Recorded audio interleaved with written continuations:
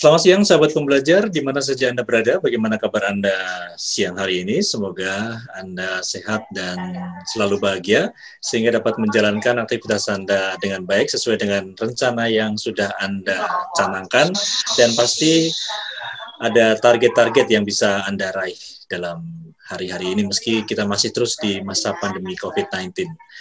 Kembali saya Dewa menjumpai Anda di seminar online yang diselenggarakan oleh Indonesia Belajar. Untuk Anda yang belum mengenal Indonesia Belajar adalah sebuah media untuk belajar yang berisi motivasi, inspirasi, dan tentu saja pengetahuan dari para narasumber terbaik Indonesia. Indonesia Belajar hadir dalam platform mobile aplikasi yang bisa Anda download di Google Play Store ataupun Apple App Store. Anda juga bisa klik website kami di indonesiabelajar.id. Di Instagram, Anda bisa follow Instagram kami di indonesia_belajar.id, dan di Facebook Anda bisa like Facebook fanpage kami di indonesiabelajar.id. Baik, seperti biasa di setiap hari Kamis siang jam 2, melanjutkan edisi hari Kamis sebelumnya, telah hadir juga di siang hari ini di tengah-tengah kita seorang yang luar biasa. Beliau adalah Mas Danang Priyadi SPD MMCTM. Beliau adalah storyteller, writer, dan outdoor, dan juga kepala sekolah Tamrin Adventist Academy Pinang Ranti, Jakarta Timur. Instagramnya kalau belum follow silahkan follow di @danang_priyadi27. Selamat siang Mas Danang. Semangat pagi, pagi. Siang, sore, malam semangatnya tetap pagi. Iya, entah itu pagi, siang, sore, hujan tetap semangat. Ya, awet muda, 61 kayak 16 kan? Iya. Dan tentu saja kita tidak berdua, kita bertiga, dan satunya adalah seorang yang luar biasa juga. Beliau adalah Pak Andreas Kennedy, seorang penulis dan juga founder dan guru karakter hebat Indonesia.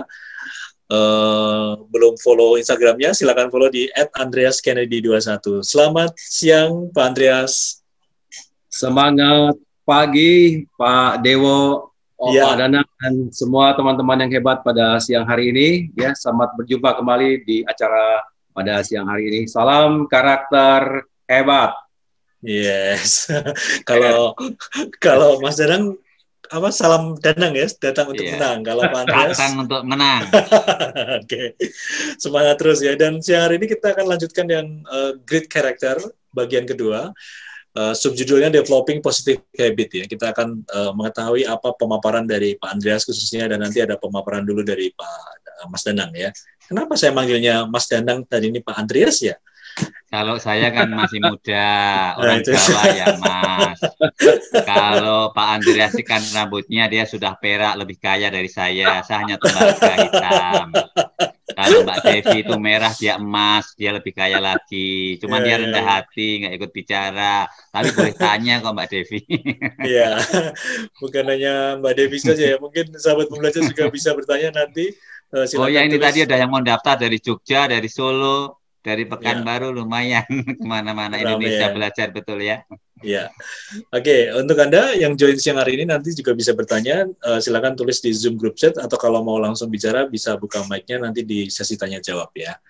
Baik, waktu kita singkat ya, 45 sampai 1 jam, 45 menit sampai 1 jam. Nanti mungkin kita bagi-bagi nih, karena ada 2 orang hebat nih di siang hari ini ya. Dan pasti juga teman-teman yang hebat yang join pada siang hari ini juga ingin banyak bertanya nih.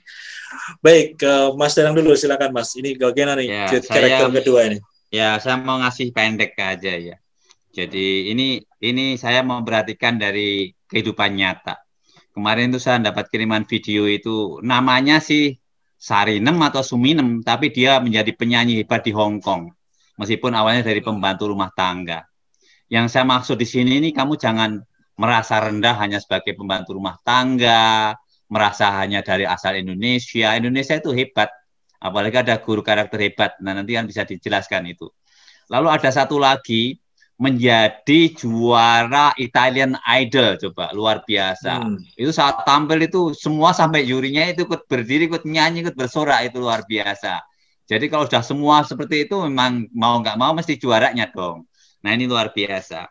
Saya sendiri juga kenal sebagai penulis yang dulu dengan Mas Iwan namanya, dari Malang. Bapaknya itu supir angkot, ibunya itu penjual sayur di Batu Malang. tetapi dia bercita-cita adik-adiknya dan bapaknya akan dibelikan mobil sendiri, bukan sewaan, mamanya akan dibuatin kamar sendiri, lalu akhirnya dia ke Amerika. Nah, akhirnya dia menjadi bahkan direktur IT setelah 5-10 tahun di sana, ngumpulin uang cukup banyak, semua rumahnya bisa dibangun di Malang, udah ada kamar untuk adik-adik orang tuanya, dan bisa membelikan angkot untuk orang tuanya, bapaknya, lalu akhirnya dia pulang. Nah, ini nanti Bang Andreas bisa nerangin lebih jelas. Jadi dia nggak malu mulai dari yang nol pun akhirnya dia menulis novel dari apel batu Malang, jadi dari apel Malang ke apel Washington, yang hijau ke merah gitu, luar biasa. Nah, ini satu contoh. Lalu film-film Disney pun itu banyak animatornya dari anak-anak muda Indonesia. Ya. Jadi meskipun itu di Amerika diputar, kita hanya lihat filmnya. Mereka mungkin banyak yang nggak tahu bahwa di belakang itu yang membuat orang-orang Indonesia. Ya, cuman orang Indonesia itu yang kalau gajinya gede di sana, ya mungkin lebih senang di sana ya, Mas, di sini ya. Tapi banyak juga yang mau mengabdikan diri. Nah, lalu seperti saya katakan bahwa karakter above knowledge, yang namanya karakter itu lebih dari semuanya, pengetahuan dan seterusnya. Lalu yang sering saya tekankan, attitude is everything, ya, sikap itu segalanya. Nah, itu yang paling dasar. Sebelum saya lempar ke Bang Andreas, saya mau juga kasih satu pengalaman konkret. Ini yang namanya Antonio Vieira Mendigo, itu seorang presiden direktur Santander Bank Portugal. Dia barusan saja meninggal, ya, kena COVID setelah pulang dari Italia. Lalu anaknya menulis, ya, kami ya merupakan keluarga yang kaya raya, tapi ayahku meninggal seorang diri, sulit bernapas seperti tercekik, karena mencari sesuatu yang gratis dan tanpa biaya, yaitu udara. Sedangkan harta yang dikumpulkan bertahun-tahun ternyata tidak bisa membantunya, bahkan ditinggalkan begitu saja. Ya, lalu apa gunanya harta yang melimpah, jabatan, kedudukan, kalau sekedar hanya mencari udara yang gratis saja susah. Nah, ini mau saya sampaikan ke para peserta, pendengar kita semua ya. Kadang kita itu merasa miskin, nggak punya apa-apa. Ini mau saya tunjukkan watak sikap bersyukur atas yang kita punya. Ya, pada waktu Presiden Gus Dur dulu pernah di rumah sakit Mangunkusumo, ada yang perhatikan, ada orang yang bernafas pakai apa ya, Mas, oksigen itu ya, pakai tabung-tabung itu. Ternyata kalau dihitung itu dia setahun pakai itu sudah sama dengan satu mobil Honda Jazz. Jadi sebetulnya Tuhan itu ngasih kita setiap tahun mobil Honda Jazz gratis, tapi kita nggak merasa, nunggu sakit dulu baru merasa, oh saya dapat itu. Apa itu? Udara yang gratis. Nah, mari kita syukurin, dan kita dengan bersyukur, berserah sama Tuhan, kita akan jadi senang dan bahagia, lalu akhirnya mempunyai sikap dan berkarakter hebat. Selanjutnya silahkan menguraikan Bang Andreas. Ya, silakan Bang Andreas.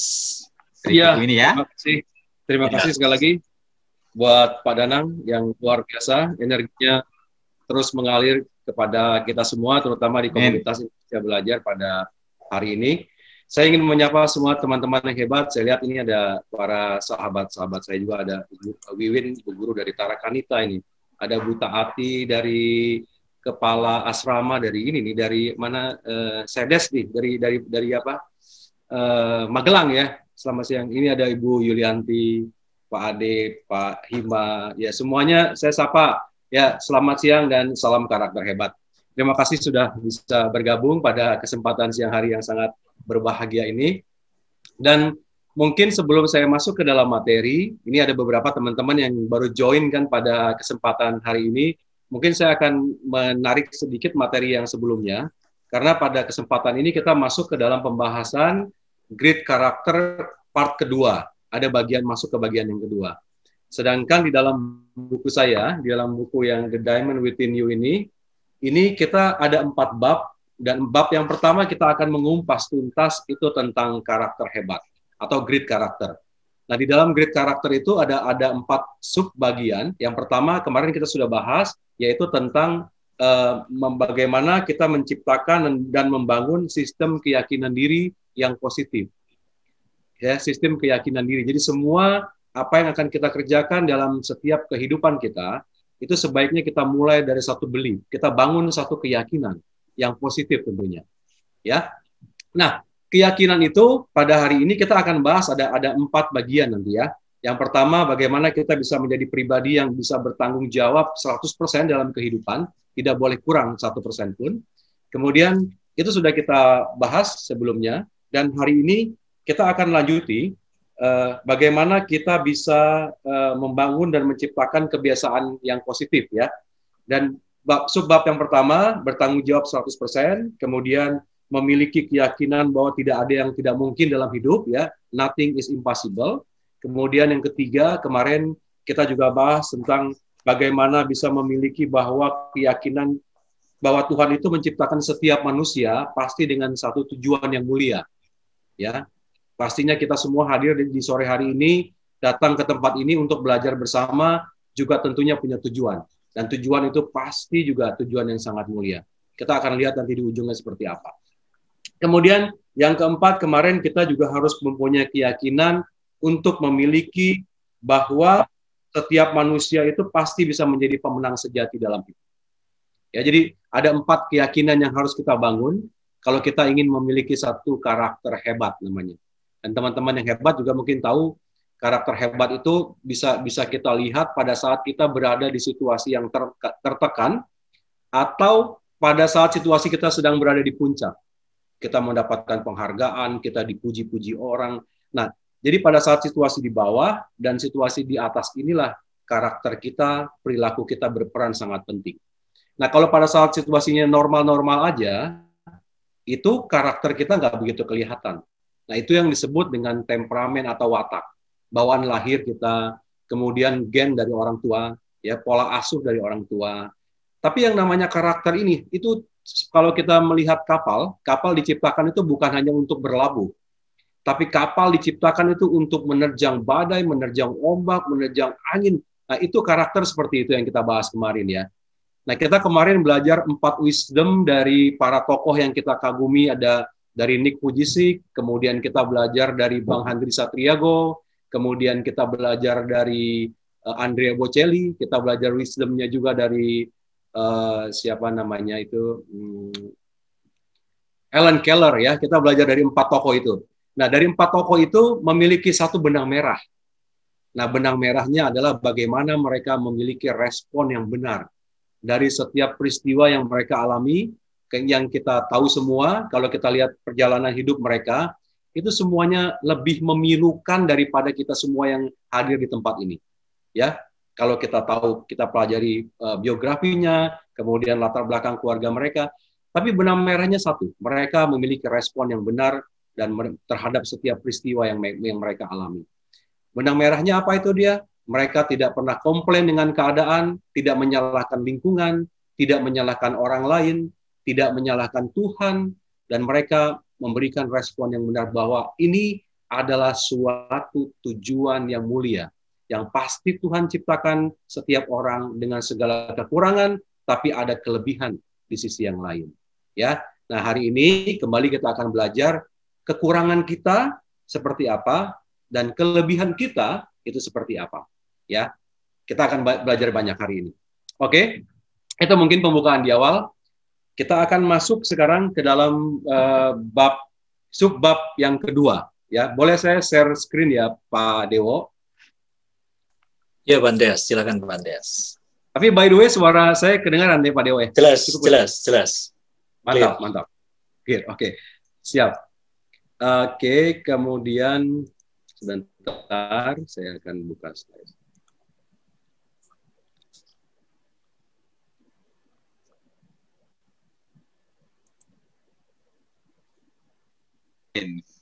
Jeruk Mandarin, Imlek, jadi jelas suaranya.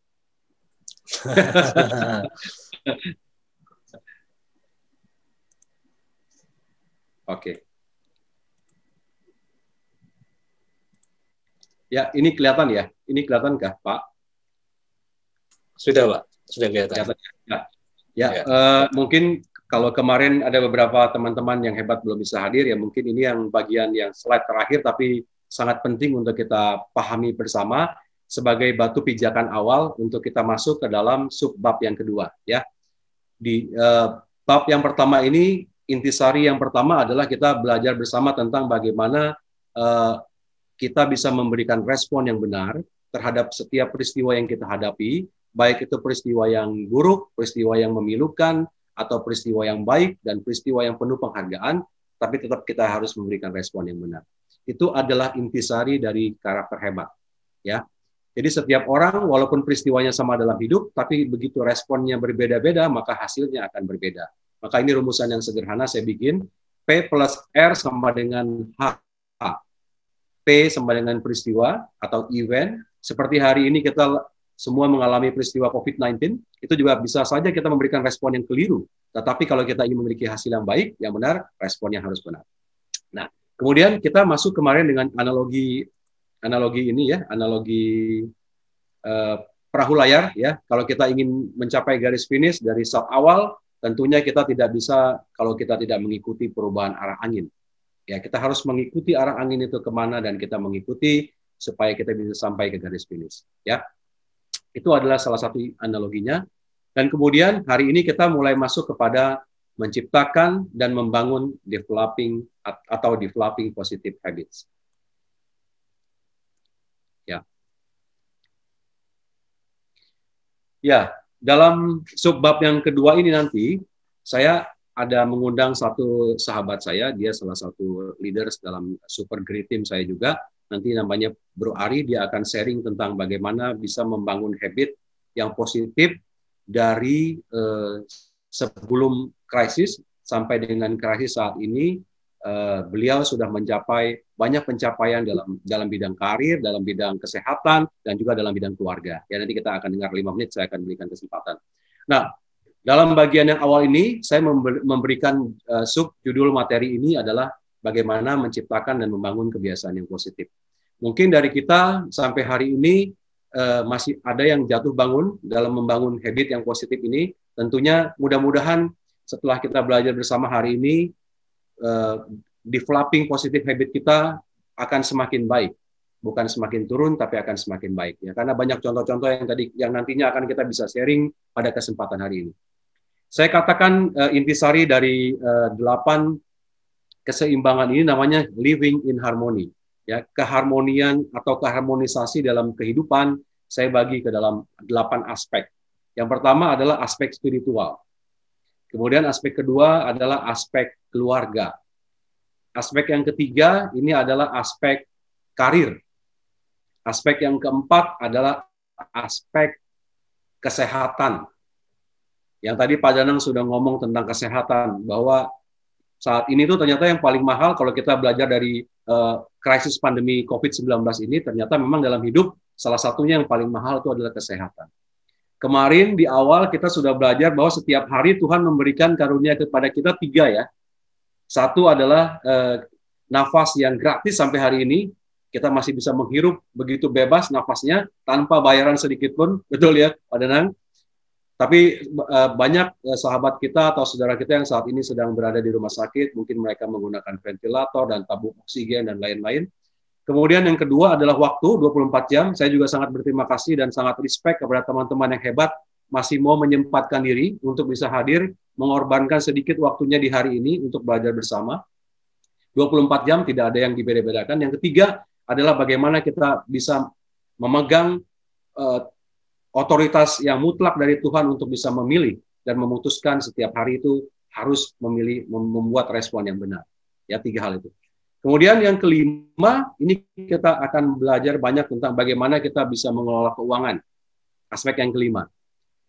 Nanti one day mungkin kalau ada kesempatan, kita bisa undang sahabat kita yang lain, Bro Chandra bisa sharing tentang bagaimana financial planner dan lain-lain ya, Pak Dewa dan Pak Danang. Kemudian yang kelima ini ada bagaimana kita bisa membangun komunitas yang tepat atau yang sesuai dengan apa yang akan menjadi panggilan kita dalam hidup kita di sisa-sisa waktu kehidupan kita. Kemudian yang ketujuh, bagaimana kita bisa menciptakan positive habit juga dalam bidang rekreasi. Ya, tentunya rekreasi yang kalau dalam buku saya akan bagikan rekreasi keluar diri kita, Ya kita ke tamasya, ke berbagai tempat hiburan, ke dalam negeri maupun ke luar negeri. Tapi yang akan saya sharing banyak di dalam buku saya adalah bagaimana kita bisa bertamasya ke dalam diri atau di inner journey, menemukan kekuatan sejati di dalam diri.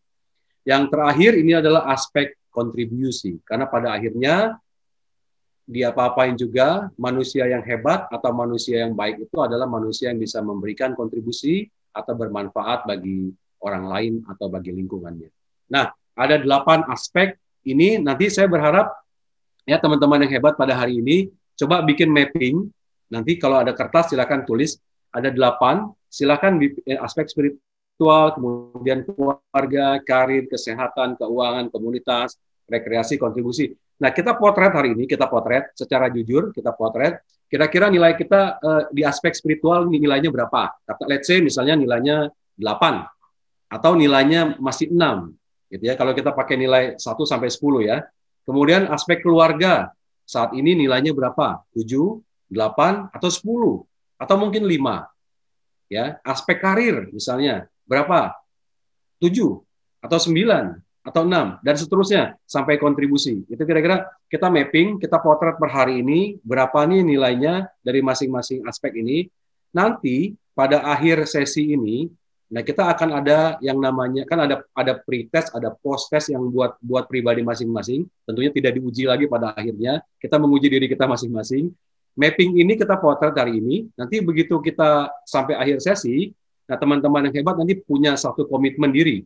Kalau melihat misalnya, let's say gini, oh sekarang tentang spiritual, saya masih nilainya 5 misalnya, atau 6.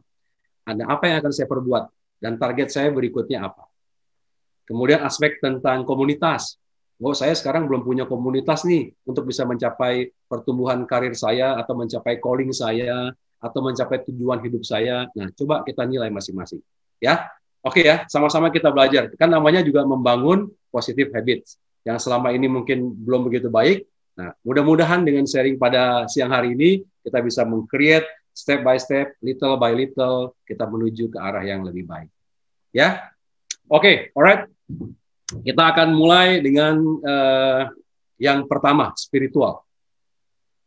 Ya, ini ada satu quote yang sangat saya suka sekali, ya, yang berbunyi seperti ini.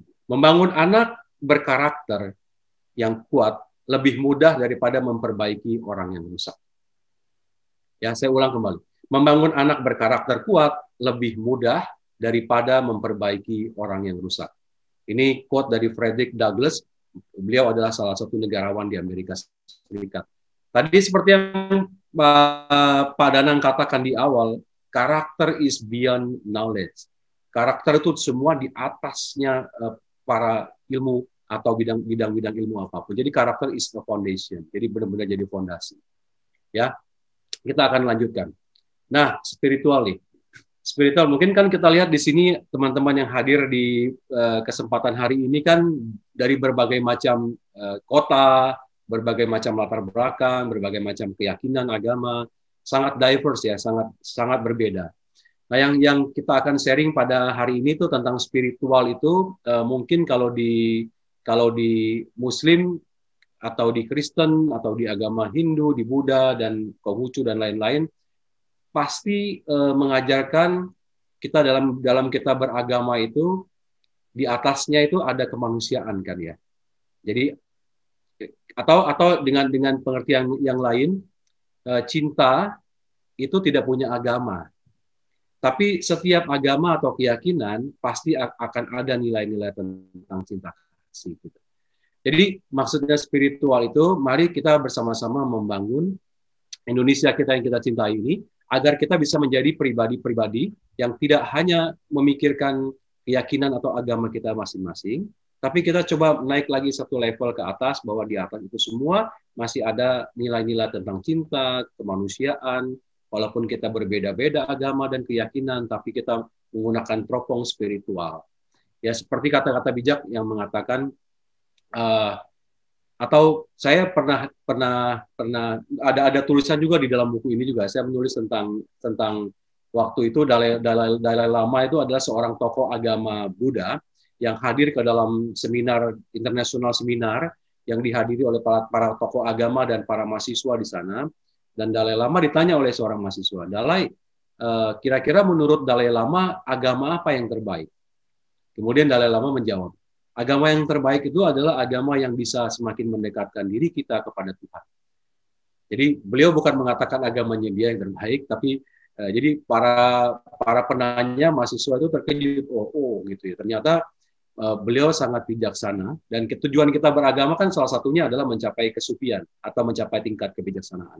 Sehingga pada saat kita naik dari sisi barat atau sisi timur, kalau kita menaik gunung, begitu ditanya, matahari terbit di mana? Ada yang menjawab kalau naik dari barat, oh matahari terbit dari belakang saya, gitu kan? Atau yang dari timur, matahari terbit dari depan saya, gitu, atau sebaliknya. Tapi pada saat kita di puncak gunung, maka kita akan tahu bahwa ternyata semuanya itu baik, semuanya itu indah, semuanya itu penuh dengan cinta kasih. Ya, artinya nilai-nilai spiritual yang ingin saya sharing pada teman-teman yang hebat pada hari ini. Mari kita bangun Indonesia kita yang tercinta menjadi negara yang semakin toleran dengan segala macam keyakinan dan agama. Ya, itu tentang spiritual. Jadi kalau kita ingin membantu seseorang atau membantu komunitas, jangan sekali-sekali kita menanya itu komunitas apa, ini kelompok apa, ini agama apa, atau keyakinan apa. Ya, seperti kata-kata Gus Dur yang masih saya ingat, berbuatlah sebaik-baiknya. Kalau kamu sudah berbuat baik, maka nanti orang juga nggak ada yang nanya kamu agamanya apa. Ya. Jadi itu teropong spiritual. Oke. Ya, ini keluarga. Jadi aspek keluarga. Nah, coba mari kita sama-sama kita masuk ke dalam diri kita masing-masing. Ya, ini kan kita ingin menciptakan habit yang positif. Nah, sampai hari ini kita memberi nilai berapa untuk aspek keluarga? Ya, saya sangat terinspirasi dari salah satu bait lagu, yaitu dari Keluarga Cemara yang baitnya kira-kira seperti ini ya. Harta yang paling berharga adalah keluarga. Istana yang paling indah adalah keluarga. Ya kan? Kemudian puisi yang paling bermakna adalah keluarga. Kemudian mutiara yang tiada tara adalah keluarga. Jadi keluarga itu adalah salah satu istana, kemudian keluarga itu adalah puisi yang paling bermakna, harta yang paling berharga. Ya, jadi mari silakan teman-teman, nanti silakan di mapping ya, karena kita di awal sudah komit akan memberi mapping.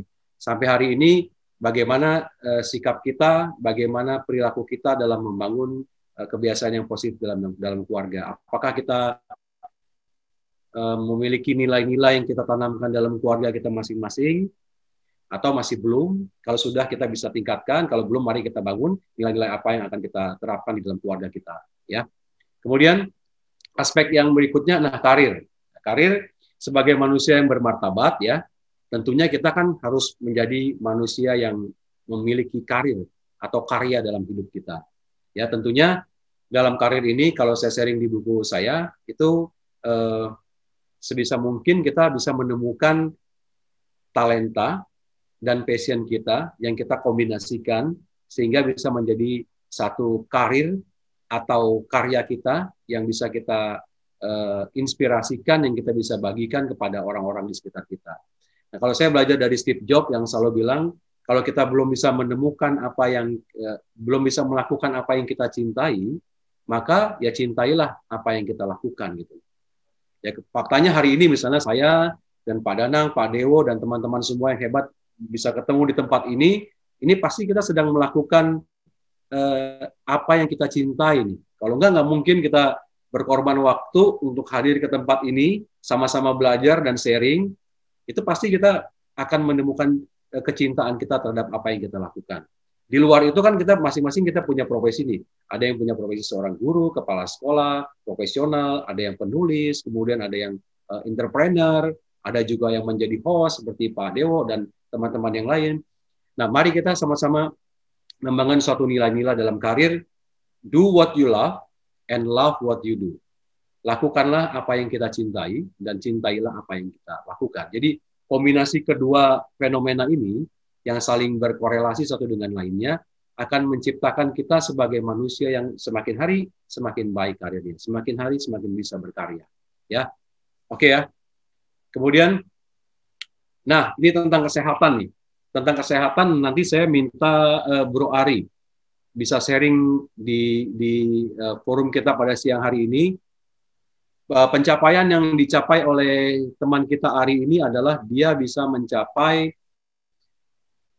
berat badan yang turun hampir 15 kilo ya di situasi yang pandemi ini dengan menanamkan atau menciptakan situasi atau kebiasaan yang positif yang kami bangun. Kami ada 3 orang dalam komunitas menurunkan berat badan ya, itu simple sekali.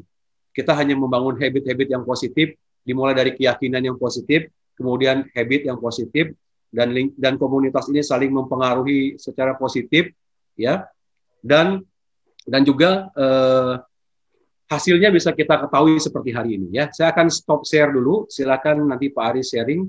Dan bukan cuma kesehatan yang didapat oleh Bro Ari ini, tapi aspek keluarga pun ikut terpengaruh ya. Nanti kita akan belajar bagaimana setiap aspek ini akan saling mempengaruhi satu dengan lainnya. Karena saya belum pernah menemukan ada orang yang karirnya bagus sekali dalam hidup, tapi dia tidak bisa mengelola keuangan. Nilai keuangannya itu jeblok. Misalnya karirnya 10, tapi keuangannya cuma 3. Dia bisa mencapai puncak karir sampai level tertentu yang tinggi, tapi nggak mungkin langgeng. Ya, ini kita akan belajar dari Bro Ari dulu. Saya akan berikan waktu kepada Bro Ari. Silakan Bro Ari, saya kasih waktu 5 menit ya. 5 menit. Silakan. Ya. Terima kasih Pak Andreas, terima kasih banyak kesempatan yang diberikan.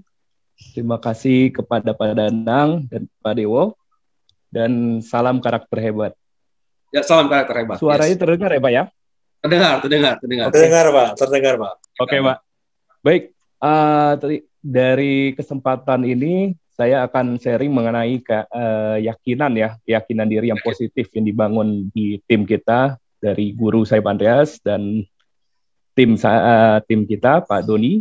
Itu dari awalnya saya diberikan satu tindakan lah ya, nasihat. Kamu ingin seperti si Mr. X. Salah satu contoh di kantor kita ada salah satunya. Nanti tidak enak dilihat. Ya, badannya besar dan tidak enak dipandang lah ya. Itu waktu itu saya terpikir di situ beberapa apa yang akan terjadi bisa nanti kalau saya seperti dia gitu, yaitu satu, tidak di aspek keluarga saya nanti bisa terjadi satu penyakit, dan di pekerjaan juga semakin lambat dan lain-lain. Nah dari situlah dibangunlah akhirnya dari keyakinan itu saya membuat satu grup ya Pak ya, kita untuk menurunkan, kita berkomitmen untuk menurunkan satu target, yaitu target kita berbeda-beda di sini. Kalau saya waktu itu di 109 kilo berat saya. Menurunkan dalam waktu 1 bulan dari 16 Juni sampai dengan 16 Juli, target saya 90 kilo. Itu saya tercapai di malam harinya itu. Dengan penuh keyakinan dan kesadaran itu tercapai. Nah, bagaimana sih untuk cara membangun untuk keyakinan itu terjadi dan berefek ke diri kita untuk menjadi positifnya? Yaitu kita membuat satu grup, masing-masing itu kita sharing, itu kita komit di dalam grup itu tidak makan malam, satu, dan melaporkan berat kita di pagi hari dan di malam hari sebelum kita tidur. Itu terkontrol secara hari per hari, walaupun weekend kita tetap juga laporkan kegiatan kita itu. Nah, misalkan berat kita agak tinggi, kita merasa pastikan akan dosa nih atau tidak ini nih dengan rekan kita udah komit, kenapa tidak terjadi itu. Nah, keyakinan itu yang kita bangun terus, dan akhirnya tercapailah hasil-hasil yang positif. Nah, tidak lupa di situ juga ada kita kegiatan berolahraga itu minimal 30 menit. 1 minggu itu minimal 4 kali lah kita berolahraga. Ya. Itu yang kita bangun, kita update, dan kita sharing di grup itu, saling membangun kegiatan positif itu. Nah, dalam 4 bulan saya berhasil mendapatkan 2 kali pencapaian. Hingga tadi saya koreksi Pak Andreas, sebesar 19 kilo. Wow, 19 Nah, kilo. dari 109 kilo menjadi sampai saat ini saya stabil di 90 kilo. Nah, itu ya betul 90 kilo. Nah, itu yang bisa saya sharing dari tahapan itu, dan akhirnya aspek keluarga saya juga alhamdulillah bersama istri dapat karunia kepercayaan oleh Tuhan untuk istri saya diberikan sedang mengandung, saat ini berjalan 5 bulan. Ini sebelumnya kita menikah di 2017 sampai saat ini tercapai, mungkin ada aspek-aspek itu yang menunjung kita mendapatkannya. Gitu. Ya, mungkin itu sih yang bisa saya sharing. Mudah-mudahan di dalam sharing seminar ini bisa membangun positif-positif, karakter positif buat kita semua. Yes. Gitu. Yes, Pak Ari. Terima kasih banyak, Pak Ari. Terima kasih, Pak. Terima kasih, Pak. Terima kasih. Keren. Ya, itu ini salah satu contoh nyata yang kita bisa belajar dari bagaimana kita bisa membangun positive habits, bukan cuma di satu aspek, tapi juga akan berdampak buat aspek-aspek yang lain. Tujuan kami simpel pada waktu itu karena kami membangun belief bahwa kalau kita ingin mencapai sesuatu yang kita selama ini sulit untuk kita capai, justru waktunya adalah saat ini. Now is the right time. Waktu yang saat ini adalah waktu yang paling benar untuk kita melakukan suatu breakthrough. Terutama di crisis time. Di kondisi yang orang bilang ini krisis, orang bilang ini susah. Tapi justru pada saat inilah, kalau kita ingin mencapai sesuatu yang belum pernah kita capai dalam hidup kita yang normal, kita capai di saat ini. Ya, itu kita belajar banyak dari Bro Ari, yang bersyukurnya bahwa Tuhan memberikan karunia yang lain. Beliau sudah menikah tapi cukup lama untuk dikaruniai seorang anak, tapi dengan dia punya komitmen yang besar, kemudian keyakinan yang besar, dilakukan secara dengan ikhtiar yang sungguh-sungguh, kemudian bisa mencapai saat ini istrinya lagi sedang mengandung. Karena usaha yang dilakukan bisa menurunkan berat badan hampir 19 kilo. Ya, kami bikin grup, pertama kita putuskan satu keyakinan, keputusannya itu, kemudian yang kedua adalah kita ingin mencapai suatu hasil breakthrough yang baru. Kita perlengkapi dengan peralatan, tentunya beli timbangan, ya. Kalau nggak ada timbangan, saya rasa susah untuk menurunkan berat badan. Dan ini bisa kita tiru ya untuk kegiatan-kegiatan yang lain ya. Ini kan contoh aja menurunkan berat badan nih. Tapi kalau kita ingin mencapai satu goal yang lain, kita harus melengkapi. Pertama tadi kita belajar membangun keyakinan dulu, kemudian menciptakan lingkungan yang positif, ya, membentuk komunitas yang positif, kemudian melakukan kegiatan-kegiatan yang positif, ya, saling mempengaruhi antara satu dengan lain secara positif, ya, mengontrol, karena kita lapor, setiap hari lapor, malam ini berapa berat badan sebelum tidur, bangun tidur pagi berapa, weekend kita olahraganya apa, gitu. Nah, itu berhasil. Pak Ari dapat 19 kilo, saya bersyukur bisa dapat 10 kilo, dari sebelumnya 80, sekarang 70 kilogram. Selama ini susah banget untuk mencapai itu. Dan satu lagi teman kami, Doni, juga sekitar 7-8 kiloan. Ya. Oke, itu dari aspek kesehatan yang juga berdampak kepada aspek keluarga dan karir. Sekarang Pak Ari itu semangat sekali untuk berolahraga. Sekarang kalau dulu hanya jalan kaki aja malas, sekarang hampir setiap weekend jalannya sekitar 10 kilo, 15 kilo. Di kantor kami masih berolahraga rutin setiap hari, 30 menit, ya, jemuran dan lain-lain. Oke, saya mungkin sampai sini saya teruskan Pak Dewo, ya. Atau ada yang mau bertanya? Bagaimana Pak Dewo? Ya, sementara belum ada yang bertanya, Pak. Oh, ini ada barusan masuk. Ada Pak Hendrix nih yang sudah chat. Beliau terima kasih Bro Ari atas keterangannya. Apa boleh ikut di grup dietnya ini? Wah, ini pengen turunin. Boleh juga. Boleh banget.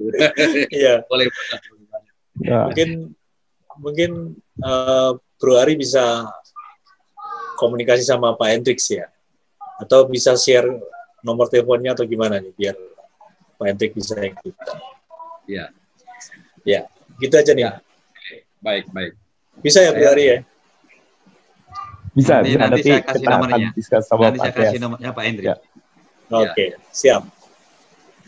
Silakan Pak Andreas. Kita masih punya beberapa menit nih Pak. Mungkin masih ada faktor keuangan, komunitas, saya lanjutkan ya. kreasi. Ya, silakan. Iya Pak.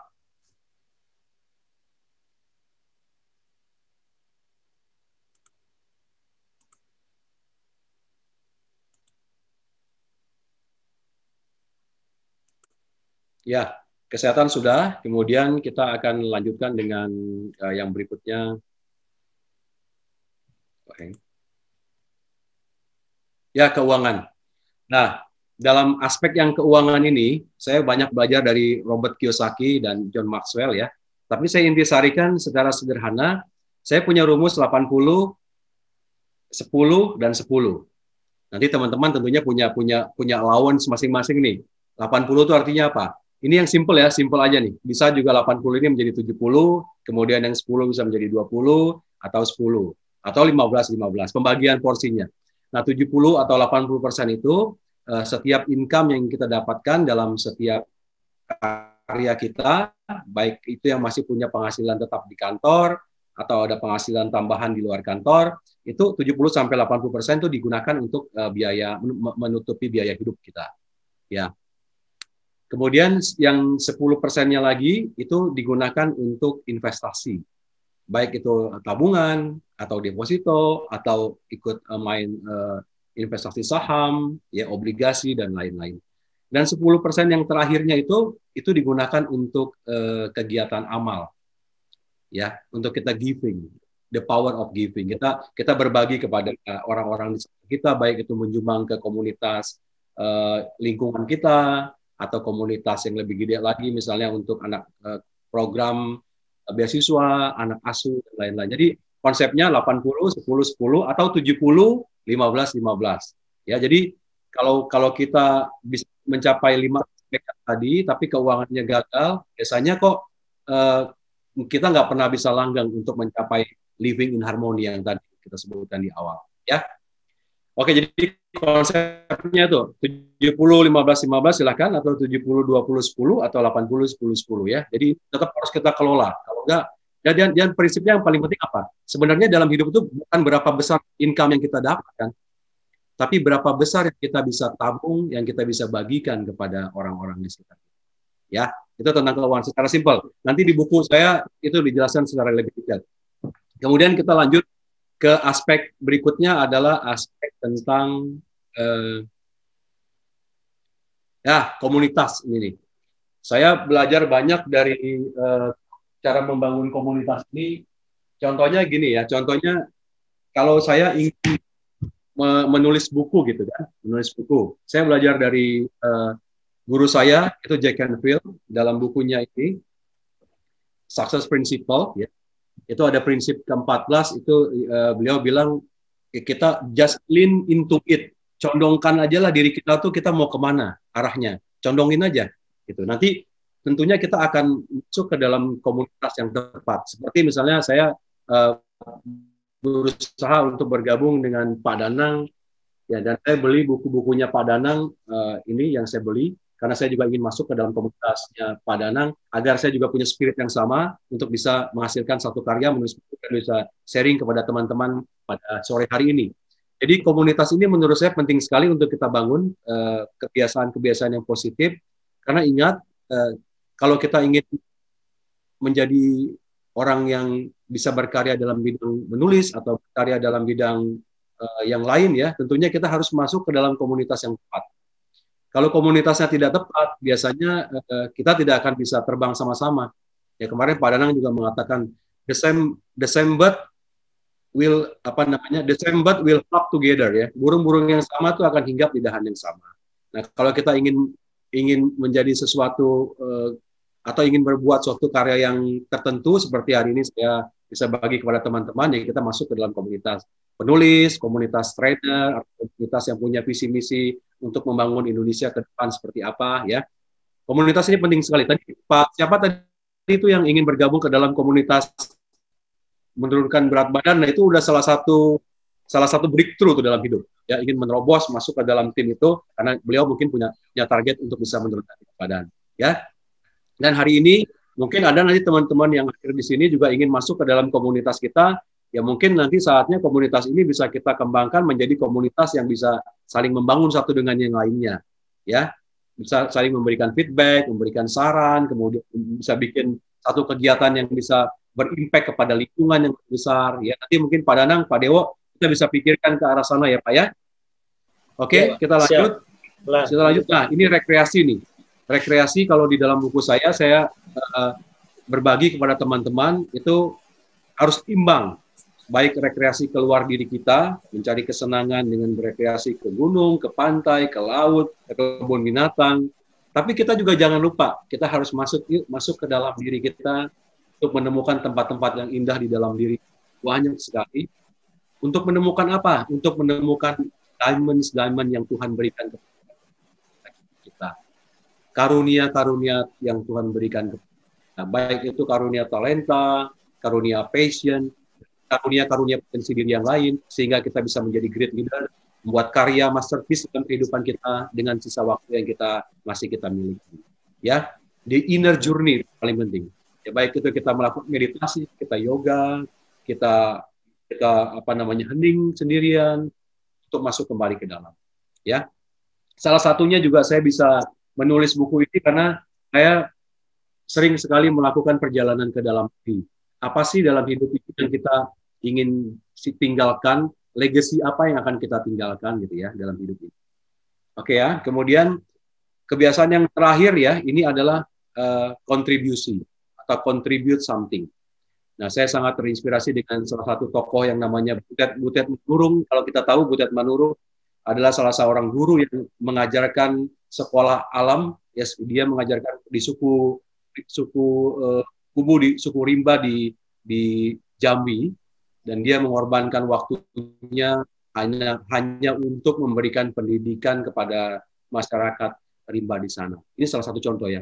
Juga kita berpartisipasi untuk memberikan kontribusi terhadap lingkungan kita dengan bersih-bersih lingkungan, menolong korban banjir, sesuai dengan peran kita masing-masing dalam hidup ya. Kalau kita aktif di lingkungan, di komunitas sosial, sebagai seorang guru, pengajar, dan lain-lain, ya kita bisa lakukan. Jangan lupa, karena at the end dalam hidup kita itu, apa yang kita bisa contribute kepada lingkungan kita atau kepada orang-orang di sekitar kita. Ya. Nah, apa yang bisa kita bangun, kebiasaan-kebiasaan apa yang akan kita bangun supaya kita bisa menjadi kontributor dalam lingkungan kita. Ya. Itu ya. Itu adalah 8 aspek. Nah, mungkin ini ada aspek yang ketiga, itu masih ada waktu Pak Dewa ya Pak? Ini mungkin lebih baik kita bahas untuk minggu depan aja, yang ketiga ini. Jadi nanti yang keempat pun juga mungkin minggu berikutnya. Jadi nggak masalah, nanti habis 2 bulan juga nggak masalah. Karena nanti malah gantung. Karena ini waktunya kan sebelumnya udah lewat. Nah, kita mungkin tanya jawab. Ya. Ya, ini nanti gini. Ya, terima kasih Pak Danang, Pak Dewo. Ini sebenarnya yang ketiga ini bagus banget nih. Karena nanti saya akan mengajak teman-teman semua untuk masuk ke dalam diri kita, ya. Karena kan kita udah belajar tentang keyakinan, kemudian kita membangun positive habit. Nah, ini adalah bagaimana kita masuk ke tahap ketiga, menikmati setiap prosesnya. Nanti saya akan banyak mengajak teman-teman semua untuk masuk menemukan apa sih yang kita ingin dalam hidup ini. Ya, kita akan eksplor lebih banyak di subbab yang ketiga ini nanti. Nah, makanya ya, ini perlu waktu. Justru ini nanti biar pada ikut lagi ya, nanti minggu depan aja. Sekarang kita bahas yang ini. Mungkin saya bisa nambahin sedikit yang seperti yang dijelaskan tadi ya. Saya tutup sininya Pak ya. Share-nya saya tutup ya. Ya. Jadi ini tambahannya Mas Dewo. Ya. Ya, tapi menambahkan yang tadi itu melengkapi dari Pak Andreas ya. 4 hal yang membuat rezeki susah itu apa?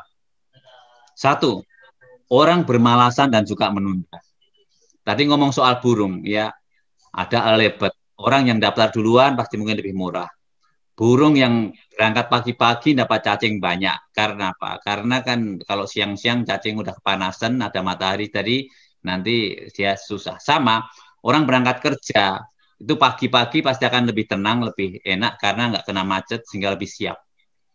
Ya, itu. Makanya tidak semua orang yang bangun pagi pasti sukses, tapi orang yang sukses pasti biasanya bangun pagi. termasuk saya ya, saya biasa bangun jam 4, saya tidur jam berapa? Jam 5 udah bangun. Nah ini mungkin kalau di Pak Andreas termasuk habit yang baik itu. Dan saya itu enaknya ya, kalau saya udah nancep di bantal langsung tertidur. Wah itu nikmat yang luar biasa itu. Ya itu jadi nggak perlu apa-apa, langsung kepala bantal dan nah itu. Jadi bermalasan dan suka menunda. Nah, nanti kan pasti Pak Andreas juga setuju itu ya. Itu akan membuat rezeki itu susah. Lalu yang kedua, suka ribut, berdebat, sehingga putus hubungan dengan orang lain. Nah, kadang-kadang hal sepele aja, mau kanan mau kiri, makan apa dengan teman keluarga, kan menyangkut keluarga juga tadi. Itu ribut, rekreasi ke sini atau ke sono.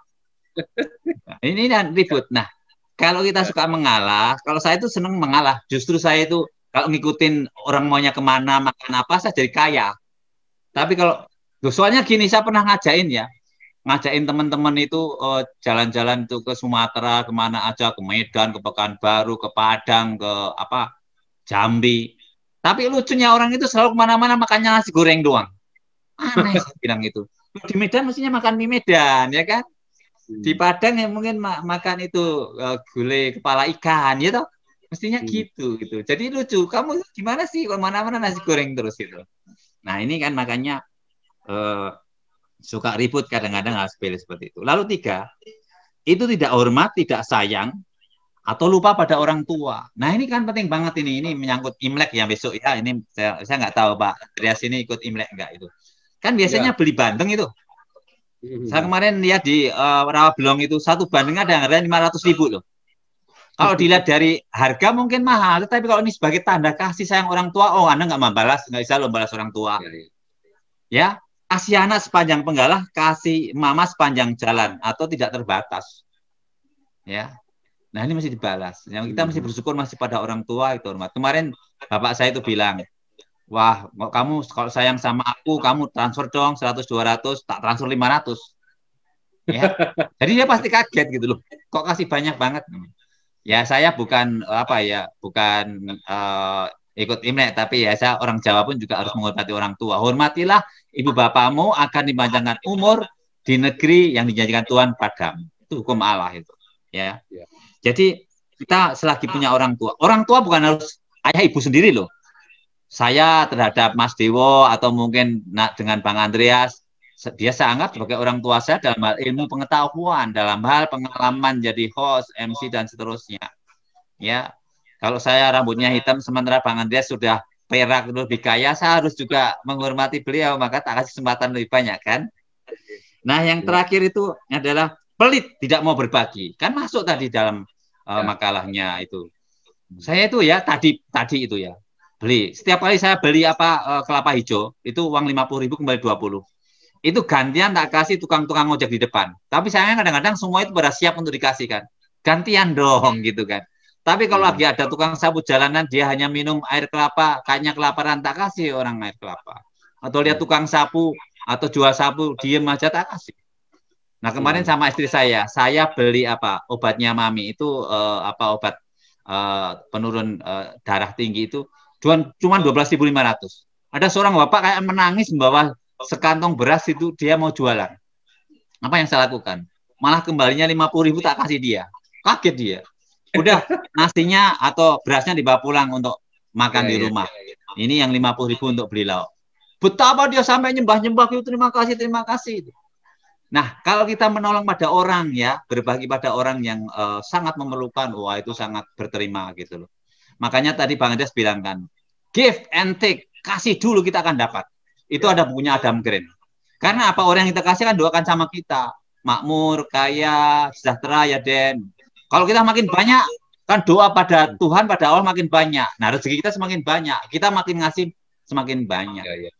Nah ini mungkin tambahan, karena sepatunya tinggal detik-detik terakhir, mungkin ada pertanyaan atau apa. Mas Dewa silakan. Ya, oke. Terima kasih Pak Andreas, terima kasih Mas Danang. Ini ada 2 pertanyaan, langsung saya bacakan dua-duanya, nanti dijawab sekaligus ya. Karena waktunya tinggal 3 menit ini.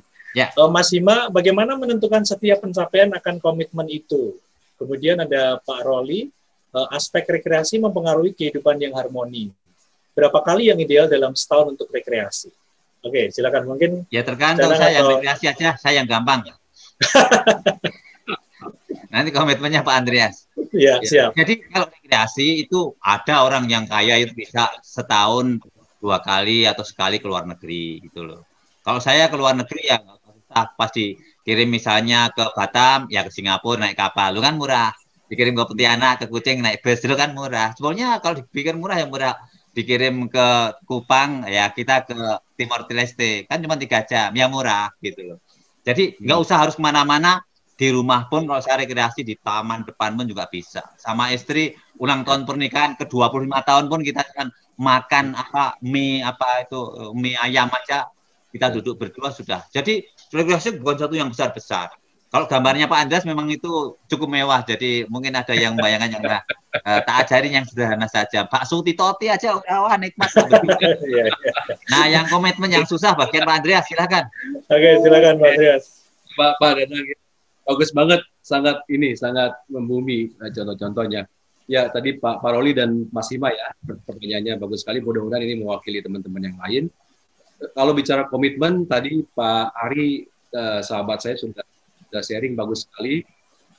Sebelum kita mencapai komitmen, tentunya kita akan mulai tadi kalau di sharing buku saya kan kita harus mulai semuanya itu dari bagaimana belief yang kita tanamkan. Keyakinan apa yang kita tanamkan untuk kita mencapai suatu goal tertentu, baru di tengah-tengahnya ini nanti ada komitmen.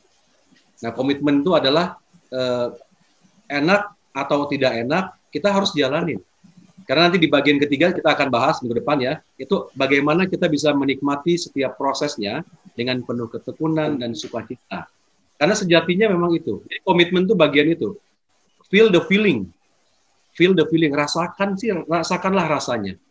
Karena kesuksesan itu bukan satu tujuan akhir kan. Sukses itu adalah is a journey, adalah suatu proses. Nah, makanya kita harus menikmati.